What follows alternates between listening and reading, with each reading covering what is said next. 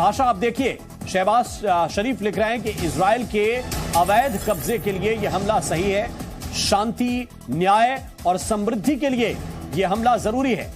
Flood या Hamas, जो कि एक टेररिस्ट ऑर्गेनाइजेशन है, ठीक है दोस्तों, इसने इजराइल के ऊपर 5000 से ज्यादा रॉकेट फायर कर दिए और उन्होंने बोला कि 20 मिनट के अंदर, सिर्फ और सिर्फ 20 मिनट के अंदर इजराइल के ऊपर इन्होंने 5000 रॉकेट मार दिए। की बेस पे आप देखें तो फिलिस्तीनियों को उनके घरों से निकाल के वहां पे दूसरे मुल्कों से लाकर लोगों को बसा दिया गया है और ये इंटरनेशनली उनसे डिमांड की जा रही है कि या तो आप इजराइल की गुलामी तस्लीम करके ये गुलामों की जिंदगी एक्सेप्ट कर लें या फिर जो गजा स्ट्रिप है और जो वेस्ट बैंक है इसको छोड़ के यहाँ से फिलिस्तीन को उसके हक से रोकेंगे तो यही होगा, ये कह रहे हैं शहबाज शरीफ। दुनिया समझे शांति के लिए यह हमला जरूरी है। यह नई परिभाषा शहबाज शरीफ ही लिख सकते हैं या पाकिस्तान का कोई नेता ही इसको एक्सप्लेन कर सकता है कि शांति के लिए यह हमला कैसे जरूरी है। अरब्स का एक माइंडसेट है, वो इट्स अ बार्बरिक सोसाइटी ना, वो जितना भी पैसा आ जाए या जो भी आ जाए, बट वो चीजों को सॉल्व करने का एक ही तरीका है उनके पास, वायलेंस के अलावा वो बातचीत करने। कुछ लोग मारे गए, कई घर टूटे, कुछ रॉकेट उन्होंने हवा में ही रोक दिए इजराइल ने, ज्यादातर रॉकेट्स। लेकिन फिर भी इजराइल कह रहा है this is an act of war, ये युद्ध आपने हमारे ऊपर मसल्लत करा है, हमारे ऊपर लागू करा है, अब देखना हम इसका भरपूर जवाब देंगे। Israel has declared a state of war. अच्छा, ये हुआ क्यों और ये हमास को खुजली क्या है? हमास को आखिर कोई तो खाज होगी, ये बीच बीच में ऐसे काम करते रहते हैं। देखिए, हमास और हिजबुल्लाह ये दोनों के दोनों दोस्तों, ये हैं टेररिस्ट ग्रुप्स, ये नॉन टेरर ग्रुप्स हैं और हमास गवर्नमेंट कंट्रोल करता है काफी हद तक। तो अब इनको सप्लाई कौन करता है हथियार? कौन है इनका इतना बड़ा हिमायती? कौन है जो इनको ट्रेनिंग देता है? कौन है जो हमास को ये सब सिखाता है कि तुम ऐसा करो, इजराइल के खिलाफ ये करो वो करो? वो है ईरान। आपने बिल्कुल ठीक सुना दोस्तों, वो है ईरान। ईरान इनको सप्लाई करता है मटीरियल और ये सब। जनरल सुलेमानी था ना जिसको अमेरिका ने ड्रोन से मारा था, याद होगा आपको, आप देख लीजिए, गूगल कर लीजिए। जनरल कासिम सुलेमानी, वो ईरान का रिपब्लिकन गार्ड का हेड था और वो भी यही सब गोरख धंधे करता था वो, तो उसको अमेरिका ने ठोक दिया। खैर बहरहाल वो पुरानी स्टोरी है। अब मैं आता हूं उस मेन चीज पे। हुआ क्या है देखिए, हमास ने ये बोला है कि we decided to put an end to all crimes of the occupation. Israel ने जो भी जुल्म करे हैं आज हम उन सबको खत्म कर देंगे और इजराइल जो अपनी मनमानी करता है आज वो मनमानी खत्म। ये इतने बेवकूफ हैं हमास वाले, दो कौड़ी की इनकी औकात नहीं, आतंकवादी हैं। इनको यह नहीं पता कि इजराइल से लड़के इनको सिर्फ मार खानी है। ये एक तरफा ये लड़ाई भी नहीं है दोस्तों। जो कहता है कि इजराइल के हमास से लड़ाई हो गई वो भी झूठ बोल रहा है। ये लड़ाई नहीं है, ये पिटाई है। ये पिटाई है, क्योंकि लड़ाई क्या होता है, दोनों लड़ते हैं तब होती है लड़ाई। पिटाई एक तरफा होती है।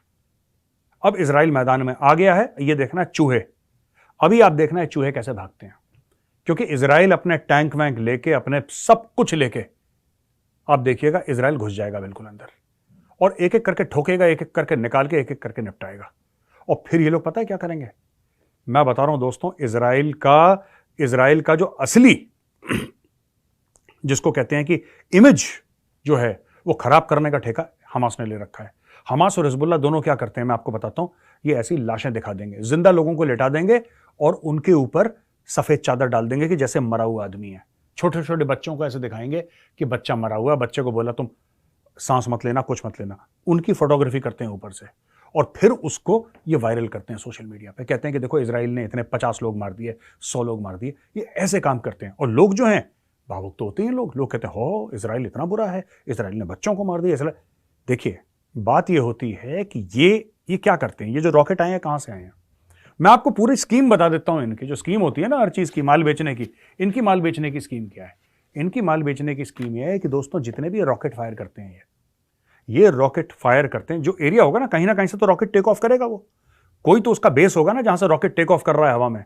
ये कोई सुनसान इलाके से नहीं करते फायर, ये करते हैं पॉपुलेटेड इलाके से, बिल्कुल जहां पे आबादी के क्षेत्र होते हैं ना, आबादी के क्षेत्र के बीचों बीच एक कॉलोनी बनी है, वहां पे हजारों दर हजारों 50-60 हजार लोग रहे, उनके बीचों बीच 15-20-30 रॉकेट वहां से फायर हो जाए। जय हिंद दोस्तों। इसराइल और हमास के बीच जंग ने दुनिया भर के देश का ध्यान खींचा है। उनके लगभग सभी देशों ने दोनों पक्षों को संयम रखने की अपील की है। हमले में अब तक कम से कम 300 लोगों की मौत की खबर है। उधर पाकिस्तान के पूर्व प्रधानमंत्री शहबाज शरीफ ने हमास का समर्थन किया है। उन्होंने कहा हमास सही कर रहा है, पर उन्हें यह नहीं पता कि जब इसराइल हमास को मारना शुरू करेगा तो भागने के लिए जमीन कम पड़ जाएगा। बिल्कुल सही है डॉक्टर साहब, लेकिन अभी थोड़े अरसा पहले प्राइम मिनिस्टर नेतन्याहू ने यूएन जनरल असेंबली में एक मैप दिखाया था जिसमें उन्होंने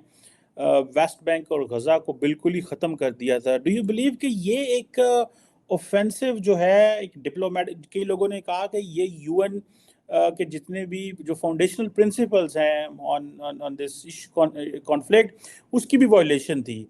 तो आपको लगता है कि ये भी एक ट्रिगर पॉइंट है जहां पे जो हमास है या फ़लस्तीनी कई ग्रुप्स जो हैं वो जिन्होंने इसको ऑफेंसिव लिया और समझा कि we should do something unusual? बिल्कुल आपकी बात ठीक है, क्योंकि जैसे मैंने अर्ज किया, जिस तरह की पिक्चर वेस्टर्न मीडिया पिछले 3-4 सालों से पोर्ट्रे कर रहा था, उसका ये पीक था कि एक तरफ तो नेतन्याहू ने जो मैप वहां पे दिखाया उसमें गजा स्ट्रिप और वेस्ट बैंक को इसराइल का हिस्सा दिखाया गया था, और दूसरी बात ये थी कि उन्होंने बड़ा वो आइडियोलॉजिकल बेसिस पे मिडिल ईस्ट में कहा कि एक तरफ अच्छाई है और दूसरी तरफ बुराई का पहाड़ है, और एक नई ब्लॉक अलाइनमेंट उन्होंने दिखाई कि अब अरब सारे इजराइल के साथ होंगे और ईरान दूसरे ब्लॉक में बिल्कुल अकेला होगा। जाहिर है सूरत हाल तो ऐसी बन रही थी, और जो ईरान के लिए भी अलार्मिंग है। लेकिन आप देखिए कि कभी कभी लोग गूगल पे जब ये गूगल करते हैं, सर्च करते हैं कि एक रेजिस्टेंस ब्लॉक के नाम से क्या चीज उभर रही है, तो रेजिस्टेंस ब्लॉक जो है वो सिर्फ ईरान नहीं है।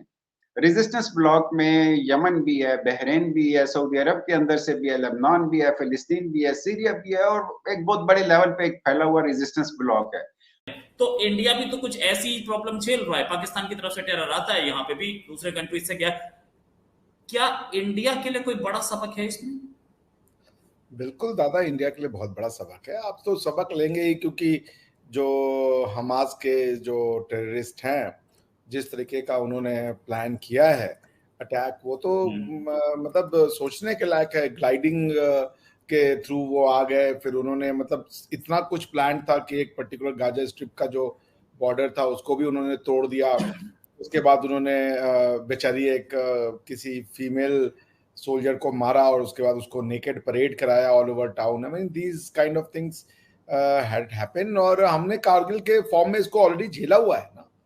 कारगिल को आप कैसे भूल सकते हैं? कारगिल यही था कि दे स्नूप्ड इन, और उसके बाद जो है इस तरीके का वो हुआ जो हमने फेस किया। हमारे बेचारे जो पहले जो सर्च एंड कॉर्डन ग्रुप गया था वो वापस ही नहीं आया, जिसमें सौरभ कालिया जी की, आपको याद होगा, एक बड़ी नृशंस हत्या कर दी गई थी।